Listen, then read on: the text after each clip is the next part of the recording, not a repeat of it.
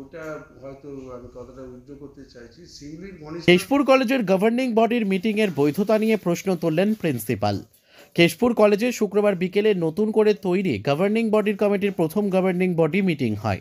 এই মিটিংয়ে উপস্থিত ছিলেন এই বডির সভাপতি তথা এলাকার বিধায়ক শিউলি সাহা, ছিলেন সরকারের পক্ষ থেকে নিয়োজিত এই কমিটির দুজন নমিনিও। বৈঠকে কলেজের আগামী দিনের কর্মসূচি নিয়ে আলোচনা হয়, কিন্তু এই বৈঠকে যার উপস্থিত থাকার কথা, কলেজের প্রিন্সিপাল দীপক কুমার ভূঁইয়া নিজে অনুপস্থিত থাকলেন। তার অনুপস্থিতিতে কমিটির সঙ্গে মতপার্থক্য পরিষ্কার হয়েছিল। পরের দিন কলেজে উপস্থিত হয়ে আগের দিনের মিটিংয়ের বৈধতা নিয়েও প্রশ্ন তোলেন কলেজের প্রিন্সিপাল দীপক কুমার ভূঁইয়া। তিনি বললেন, এই কমিটিতে থাকা সদস্যদের বৈধতা নিয়ে প্রশ্ন রয়েছে। তাছাড়া এই বিষয়ে ইতিমধ্যেই আদালতে মামলা রয়েছে। এই ধরনের মিটিং করা যায় না, তাই বিচারাধীন বিষয় বলেই আমি মিটিংয়ে অনুপস্থিত ছিলাম। এই মিটিং বৈধ নয়। ব্যুরো রিপোর্ট, সত্যের সন্ধানে কেশপুর। অ্যাকচুয়ালি ওই যে গভর্নিং মিটিং প্রিন্সিপালই ডাকতে পারে, প্রিন্সিপালেরই গভর্নিং বডির মিটিং ডাকেন। গভর্নিং বডিতে government nominee, university nominee, teacher representative, non teaching representative এবং স্টুডেন্ট নিয়ে গভর্নিং বডি তৈরি হয়। সেই গভর্নিং বডির মিটিং প্রিন্সিপাল ডাকেন। কিন্তু আপনাকে তো যিনি বিধায়ক কেশপুরে তিনি তো মিটিং ডাকতে বলেছেন, যিনি গভর্নর বডিতে আছে, আপনি ডাকেন। ওই প্রেসিডেন্ট হিসাবে যে গভর্নিং বডির নতুন একটা চিঠি এসছে, ওই চিঠিটার এগেনস্টে যারা এক্সিস্টিং মেম্বার আছে তাদের আয়ু, যেহেতু আমাদের টেনিওর অফ গভর্নিং বডি সেটা এক্সটেন্ড করে 31শে ডিসেম্বর পর্যন্ত আছে, সেই জন্য তারা অ্যাগ্রিড হয়ে এই যে গভর্নমেন্টের এই চিঠিটার এগেনস্টে হাইকোর্টে কেস করেছে। হাইকোর্টে কেস আছে, তো সেই কেসটা এখনও ডিসপোজাল হয়নি। তা সেই জন্য যেহেতু ম্যাটারটা সাবজুডিস, প্রিন্সিপাল ইন্টারফেয়ার করতে পারে না। কোনো সাবজুডিশিয়াল ম্যাটারকে প্রিন্সিপাল ওয়ান সাইড এটা ভ্যালিডিটি দিতে পারবে না। সেই জন্য আমি খুব জরুরি কাজে কলেজের বেশ 8-10 জন ছাত্র পরীক্ষা দিতে পারছিল না, আমি সেই জন্য তারা এখানে এসে কান্নাকাটি করতে, আমি তাদের জন্যই সেই সময় বিশ্ববিদ্যালয়ে যেতে বাধ্য হয়েছি, যে যাতে তারা এই সেকেন্ড সেমিস্টার পরীক্ষাটা দিতে পারে। কারণ সেকেন্ড সেমিস্টার পরীক্ষা খুব শীঘ্রই 20 তারিখ থেকে শুরু হওয়ার কথা, রুটিন দিয়ে দিয়েছে কলেজে কলেজে, তাদের রোল নাম্বার চলে গেছে, সেইগুলোকে ইনক্লুড করার জন্য আমি গিয়েছিলাম। এবং আমি এই যে ম্যাটারটা সাবজুডিস, আমি মিটিংয়ে থাকতে পারবো না, সেটাও কিন্তু আমি বিধায়ক ওনাকে আমি আগের দিন, যিনি বডিতে আছেন আগে, হ্যাঁ, ওনাকে পাঠিয়েছিলাম।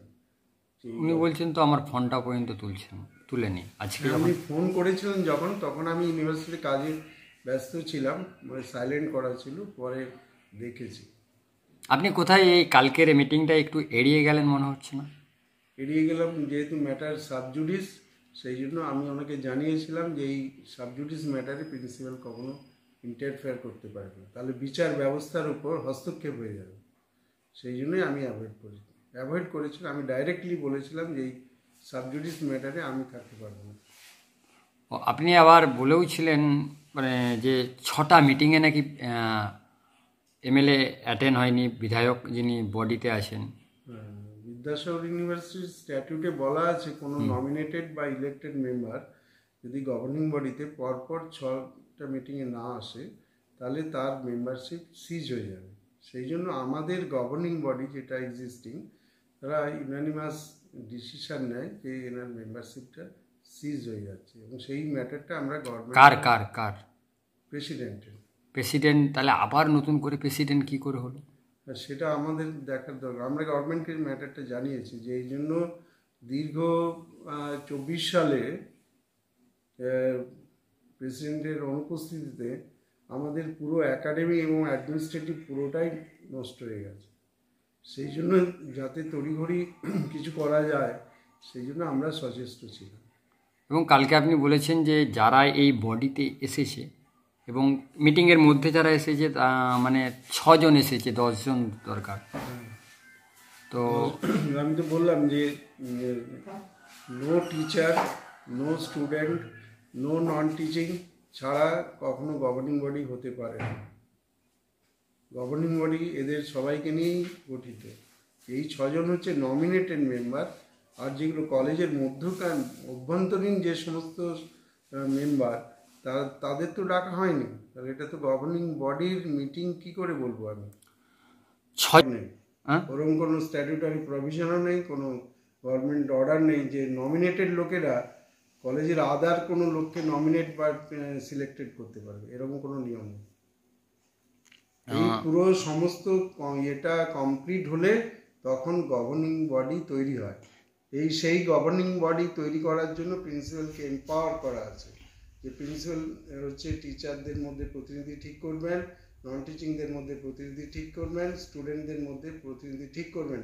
এটা প্রিন্সিপালস ডিসক্রিশন, প্রিন্সিপালস পাওয়ার, সেটা স্ট্যাটিউটে দেওয়া আছে, অন্য কেউ এটা স্ন্যাচ করতে পারবে না। কালকে কিন্তু সংবাদ মাধ্যমের মুখোমুখি মন্ত্রী শিউলি শাহ বলেছেন প্রিন্সিপালের একান্তই এই কলেজ নিয়ে মানে সহযোগিতা দরকার। এই যে আজকে আমরা মিটিং করলাম, হয়তো প্রিন্সিপাল কোনো এতে বেরিয়ে গেছেন, তেনার কাজে কিন্তু সহযোগিতা দরকার, প্রিন্সিপাল না এলে হবে না, তিনি বলেছেন।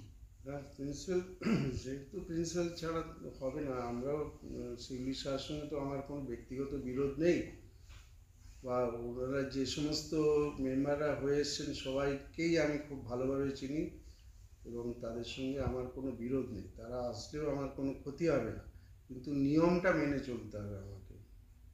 নিয়মের বাইরে বা ঊর্ধ্বে আমি কিছু কাজ করতে পারবো না। মানে আপনি কালকে যে মিটিং হলো ওটাকে মানতে পারছেন না? আমি ওটা গভর্নিং বডির মিটিং বলে আমার মনে হয় না, কারণ গভর্নিং